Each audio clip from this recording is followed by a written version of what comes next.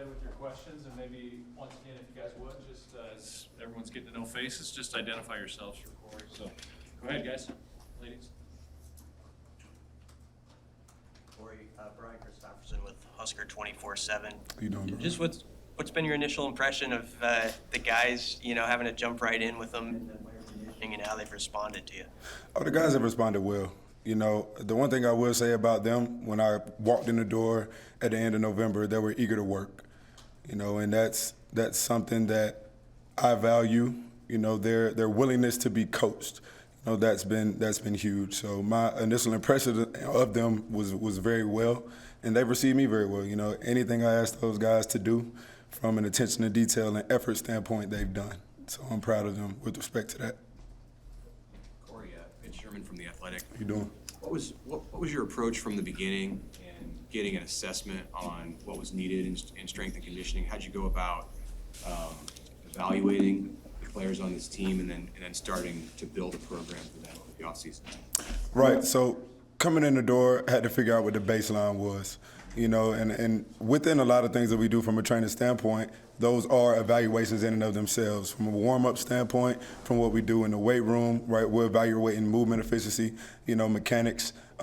From a volume and intensity standpoint, in a way in which we program, right, and our ability to track how fast our barbell is moving with some of the technology that we have, those give us assessments on strength.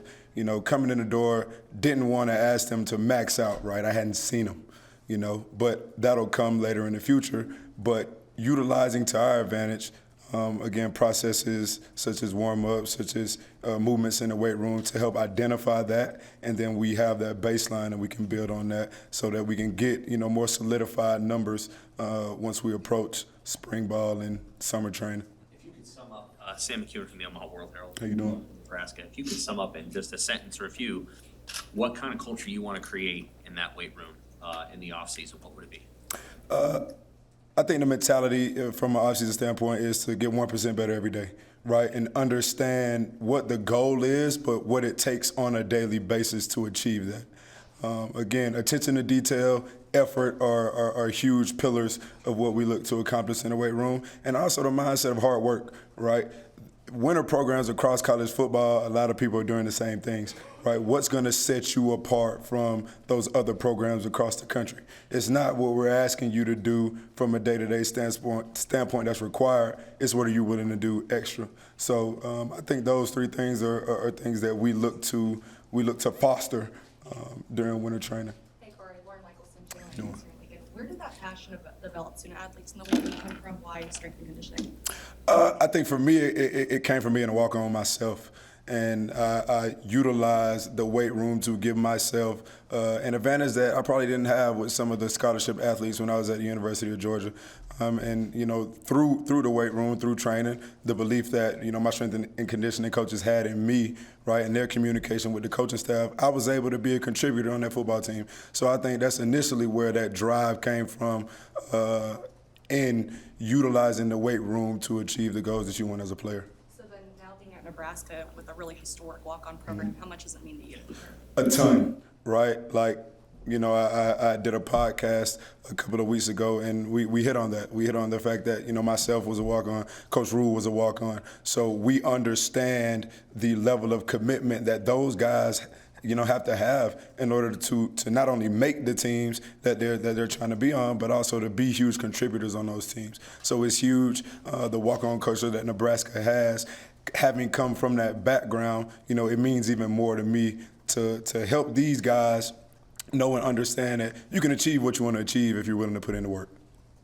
Sean Callahan with Husker Online. You came in right away in November with Coach Rhule on day one. How important was it to you and just have an extra few weeks before players went home to kind of establish what you wanted to do with guys and when you got going back in January?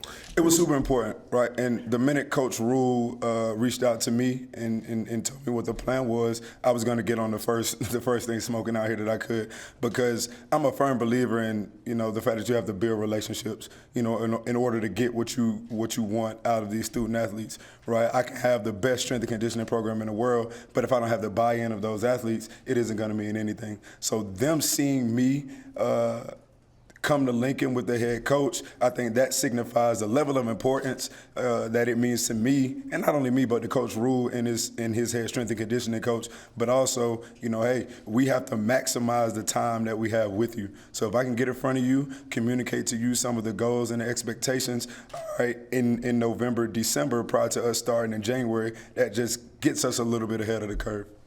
You can think back, Corey, to that time when you and Coach Rhule and Coach Cooper were coming out here on that first day. How much needed to be said from Coach Rhule to you guys about what was expected and how to get your program started? Was there already a great understanding of what you needed to do when you hit the ground? Yes, sir.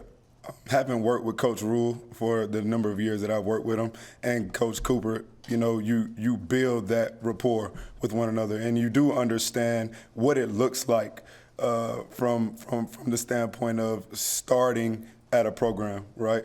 We did it at Baylor together. We were in Carolina together, and now at Nebraska, it's an added advantage to having had the working relationship that we had, in the past. So there's always constant communication between myself and Coach Rhule, right, with respect to the expectations that he has, not only from a weight room standpoint, but a program standpoint. We all have to speak the same language. We all have to echo the same things within our respective areas.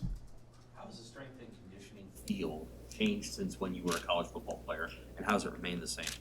A ton. Some of the technological advances that have been made, even when, from when I was a player, and that was about 10 years ago now. I finished up at the University of Georgia in 2013. The advances that have been made in this field have been great. Right back when I was a player, we didn't have in our weight room devices that could track, bar velocity. They may have been out there, but we didn't utilize them, right? The Catapult GPS was just being introduced into the United States. So we didn't have the ability to track, player loads and velocities that we have now. So with those technological advances, utilizing that to our advantage to understand where to take the training, that's been huge. The things that have stayed the same, at the end of the day, 45 pounds is 45 pounds, right? You got to pick up a barbell and you got to train. I'm a firm believer that there's no substitute for strength and no excuse for the lack of it. So from that standpoint, we're going to get on the barbell and we're going to train. It takes work to achieve the goals that you set for yourself and want to achieve. So that's the same, but the way in which you approach it as a result of the technology that we have today, that approach may be a little bit different.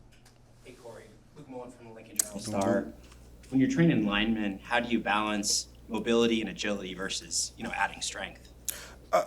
I think from a positional standpoint, right, like you do what you need to do in the weight room. It's important for all of these athletes to be able to bend and move well, right? Those were one of the main goals of this winter, right? Improve strength and mobility. So, like that's the baseline. Never going to load up poor movement quality because that's how you get hurt. But at that same time, identifying what they need from a positional standpoint, right?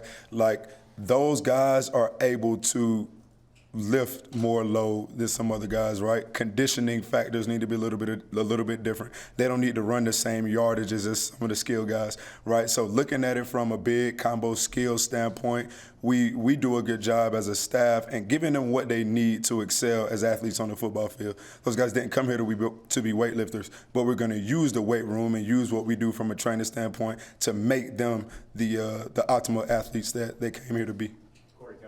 Channel 10 here in town. We've seen some of the videos that you guys have been doing over the course of the winter, including going out in the snow on the field. Is that your idea? I'm not going to take full credit for that one. It was a combination of individuals who came up with that idea, but I was all for it once it was introduced. Coach Rhule talked a few weeks ago about having like a physical therapist like in the weight room staff, and sort of those complementary parts, how important are they? And also in like the recovery process, like how big is a deal is that as you go through your training and everything? Right, so we don't need 4 or 5 Corey Campbells in the weight room, right? I have a niche that I feel. The other guys on my staff, they fill certain niches, right? And one of those is Coach Hobbs you're speaking of as the physical therapist, right? He has an eye for things that I don't have an eye for, right? In terms of movements, in terms of how do you return an athlete who may have sustained an injury back to the field safely, right? And when I can't devote my full time and attention to it, when I don't have that because I have to deal with the team as a whole, I can rely on him, to be able to do that. And from a sports science standpoint, talking about recovery and regeneration, in the weight room and through training, we're tearing our bodies down, right? How they regenerate and become, the athletes that we need them to be from a training standpoint, that takes place, recovery, regen, sleep, nutrition, hydration, right? So when we look at developing the athletes here, it's a holistic approach. You have myself as a strength and conditioning coach, and on my staff you have individuals with different niches, but you also have to look at the nutritionists, you have to look at the sports scientists, you have to look at the athletic medicine staff, because it takes a village.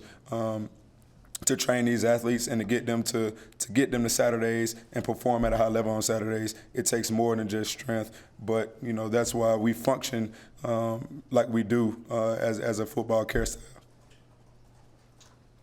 Corey, Coach Rhule has talked about some of those holistic, new age technological advances that there have been in strength and conditioning. He said even if he doesn't understand them, he goes to you and the people who do. Can you speak to his willingness and want to be at the forefront in this area, and also what moving into the building next door when you do before next season is going to do to help you in those ways? Right. Coach Rhule has a real good grasp on the best ability being availability, right? And in order to do that, we got to keep these guys healthy and keep them on the field. And as we just talked about, recovery and regeneration is of the utmost importance because football is a violent game, right? It requires heavy demands from a training standpoint. But in order for us to be the capable athletes that we need to be on Saturdays, we got to take care of ourselves. So he's in constant communication, right? Like if he sees something that pops up that might be a good idea, he'll shoot that info to myself and it's like, hey, coach, check this out, right? Is this something that we need to incorporate that we aren't?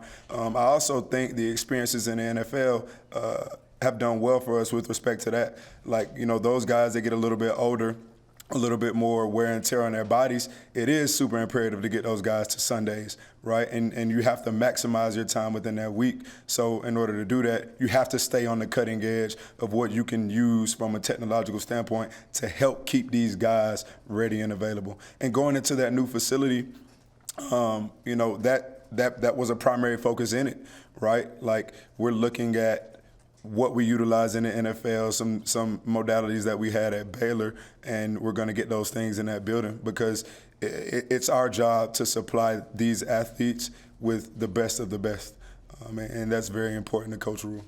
What's one addition or tweak that you made to the weight room plan when you got here that wasn't in there before for the new weight room? For the new weight room, looking at it, I came in at a point where I was able to put my stamp on it. Right, so kind of looking at it from a rack setup standpoint, from what we are going to incorporate from a recovery and regen standpoint, I did have the ability to say, what I wanted in that space. So I've had a ton of input, and I'm appreciative of the fact that I came in at a time where I did have the ability to have that input because we need to set that space up to train how we need to train and to recover how we need to recover. Is that a recruiting advantage or is it? Most definitely.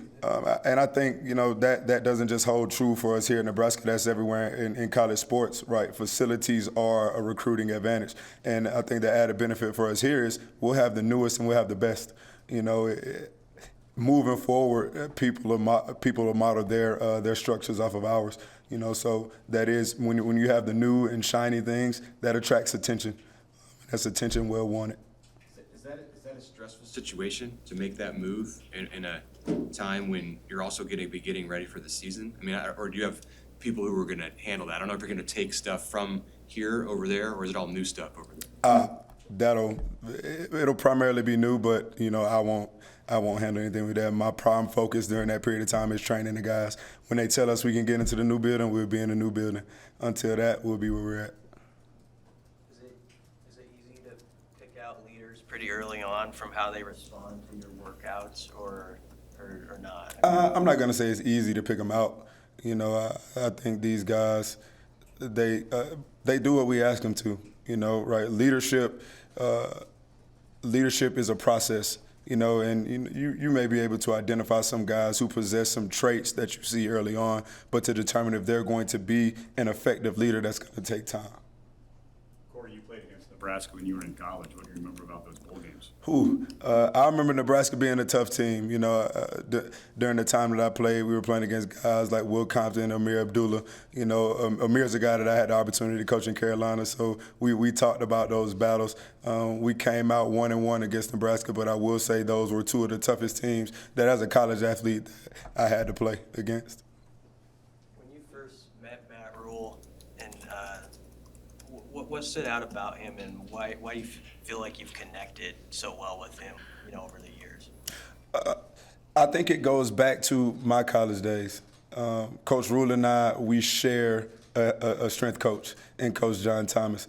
John Thomas was my strength coach with respect to my position while I was at the University of Georgia, and he was the head strength coach at Penn State when Coach Rhule was a player there.